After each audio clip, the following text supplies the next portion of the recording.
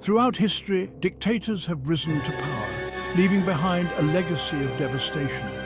But who among them is the greatest? Not in triumph, but in the scale of their destruction. Title card appears The Greatest Dictators in History, Their Atrocities and Downfall. First on our list is Adolf Hitler, dictator of Nazi Germany. Hitler's rise to power plunged the world into World War II and led to the Holocaust, the genocide of 6 million Jews. Under his regime, Germany became a war machine, but it was also destroyed from within. By the time Hitler took his own life in 1945, Germany lay in ruins and his dream of a 1,000-year Reich lasted only 12 years. Next is Joseph Stalin, the dictator of the Soviet Union.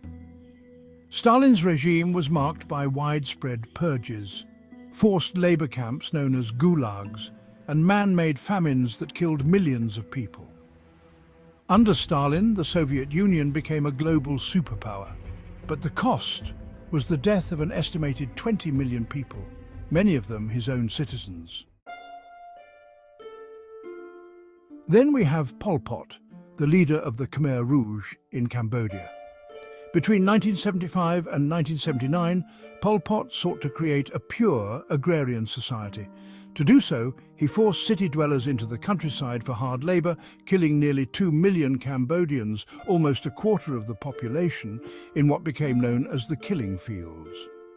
His reign left Cambodia in shambles, and his radical vision of society became one of history's greatest tragedies. Uganda's Idi Amin is next. Amin's reign of terror in the 1970s saw him kill 300,000 of his own people. Known as the Butcher of Uganda, Amin's brutality extended to arbitrary executions, torture, and ethnic cleansing. By the time he was forced into exile, Amin had driven the economy into the ground and created a country haunted by fear. And finally, we have Ferdinand Marcos, the dictator of the Philippines. Marcos declared martial law in 1972, ruling the country with an iron fist for nearly 2 decades. During this time, his regime was marked by rampant corruption, human rights abuses, and the disappearance of thousands of political opponents. Marcos and his family plundered the country's wealth, stealing billions of dollars, which crippled the Philippine economy and led to widespread poverty. By the time he was ousted by the People Power Revolution in 1986, the Philippines had become the sick man of Asia.